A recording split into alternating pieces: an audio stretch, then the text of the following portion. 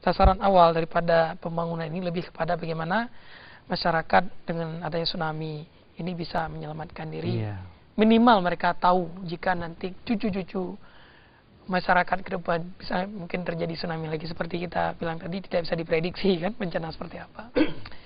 Oke, Pak Armia, sejauh ini menurut katakanlah amatan BPBI itu sendiri, bagaimana sebenarnya katakanlah pengetahuan atau masyarakat memahami tentang fungsi daripada adanya gedung escape building ini, terutama masyarakat sekitar misalnya?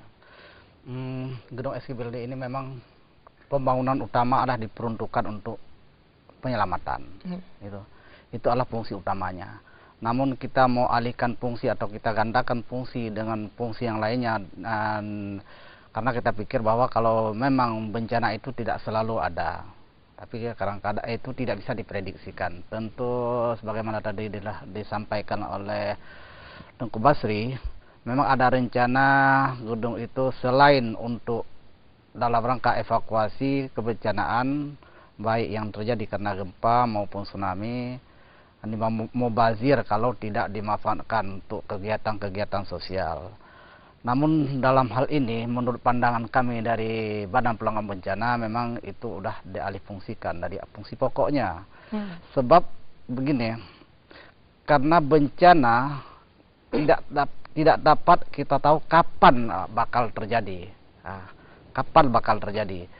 Bila terjadi bencana kebetulan pas pada saat misalnya fungsi itu digunakan untuk fungsi yang lain, nah ini masyarakat juga akan kalang kabut. Kemana mereka harus berlindung, kemana mereka harus evakuasi yang lebih dekat. Ini hanya kita ambil yang negatif aja. Meskipun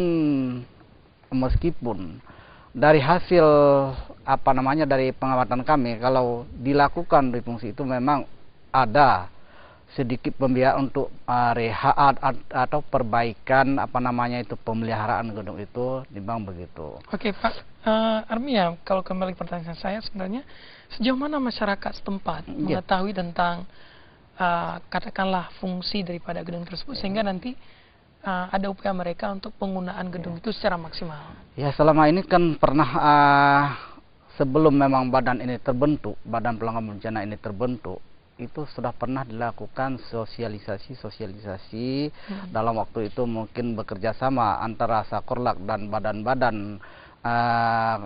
badan-badan lainnya yang peduli tentang kebencanaan, dan mereka telah melakukan tsunami drill yang taraf internasional. Itu kita manfaatkan gedung tersebut. Pada tahun 2009 itu ketiga gedung tersebut kita manfaatkan selain gedung yang digunakan oleh TDMRC 1, dan di sini ada 3 yang bisa dimanfaatkan di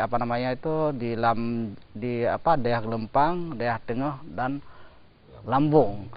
Kemudian satu lagi ada dibangun di Aceh Jaya.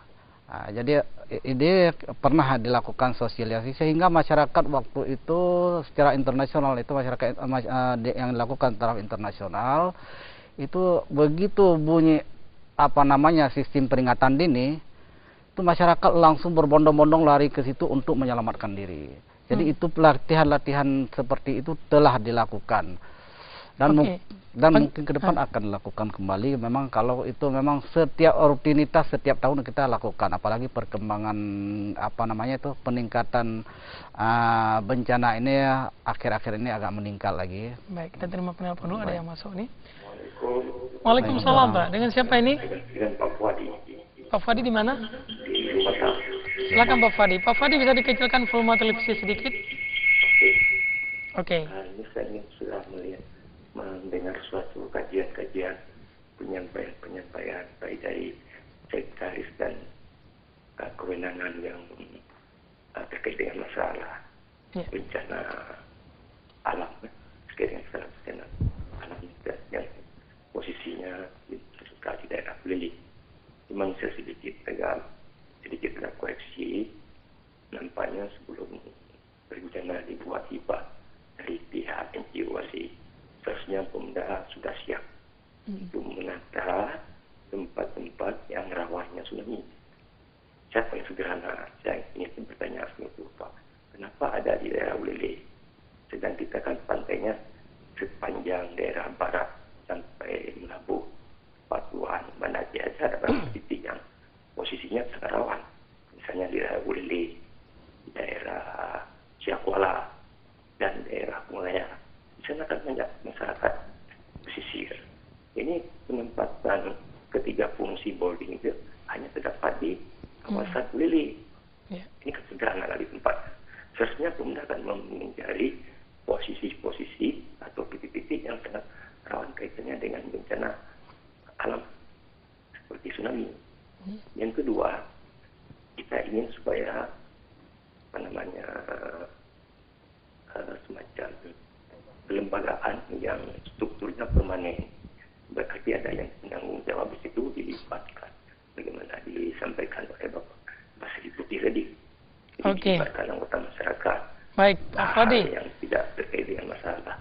Baik, Pak Fadi. Dan fungsinya. Terima kasih atas pertanyaannya. Kami sudah bisa menangkap maksud dari pertanyaan Bapak. Dan saya ke Pak Basri lagi. Pak Basri, nampaknya ini mic sih nampaknya masih ada penelpon. Mohon maaf, ada penelpon lagi di belakang. Halo, Assalamualaikum. Waalaikumsalam warahmatullahi wabarakatuh. Dengan siapa ini? Dengan Pak Yusis di Ulekaring. Pak Yusis. Ya, silakan. Di Ulekaring, ya, Pak Yusis Ulekaring. Ya. Oke, silakan, Pak. Sebenarnya masalah tsunami yang terjadi di Aceh ini adalah sebuah pelajaran untuk kita semua. Ya. Jepang yang ahli bidang tsunami dan mereka juga sudah mempersiapkan jauh-jauh. Seakan-akan tsunami ini bukan dari kehendaknya yang Maha Kuasa. Tapi ternyata Jepang yang membantu kita habis-habisan dalam tsunami juga diberikan pelajaran oleh Allah bahwa tsunami itu pasti terjadi di mana-mana. Pertanyaannya, Pak, silakan. Pertanyaannya, apakah bersamaan dengan tsunami ini ada nggak di samping kita dengan teknologi perlu juga kita mengingatkan masyarakat dengan tambah dekat kepada Allah SWT. Jadi tugas daripada badan ini, bapak-bapak kami juga di samping memberikan secara teori bahwa untuk menghadapi tsunami bagaimana, juga perlu disisipi dengan atau diselip dengan pesan-pesan agama untuk mengingat akan bencana yang diberikan Allah SWT. Terima kasih. Assalamualaikum warahmatullahi wabarakatuh. Waalaikumsalam warahmatullahi wabarakatuh. Langsung ke Pak Basri, nampaknya ini pertanyaan cukup cocok dengan Pak Basri. Gimana nih Pak Basri kalau menyikapi pertanyaan Bapak tadi di Ulekaring? Terima kasih banyak. Sebelumnya perlu kita kaji kembali dulu latar belakang kenapa gedung tsunami itu kebanyakan di Ulili, di Kecamatan Muraksa khususnya.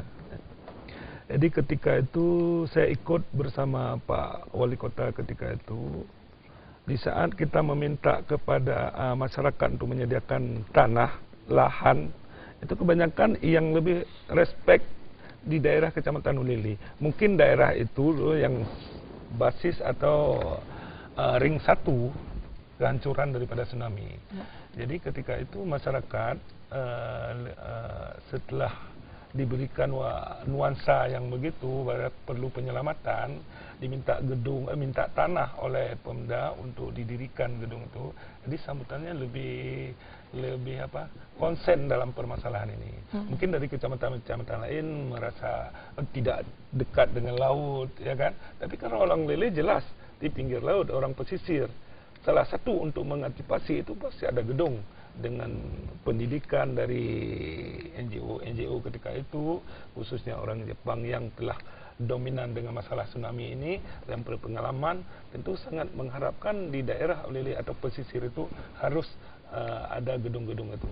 Oke, kalau kita bicara tentang bahwa gedung sekarang banyak di Kecamatan Muraksa misalnya, apa saja kegiatan yang selama ini dilakukan oleh masyarakat setempat yang real barangkali yang bisa nampak, dan itu memang ada manfaat besar dipetik dengan adanya SK Building ini. Terima kasih.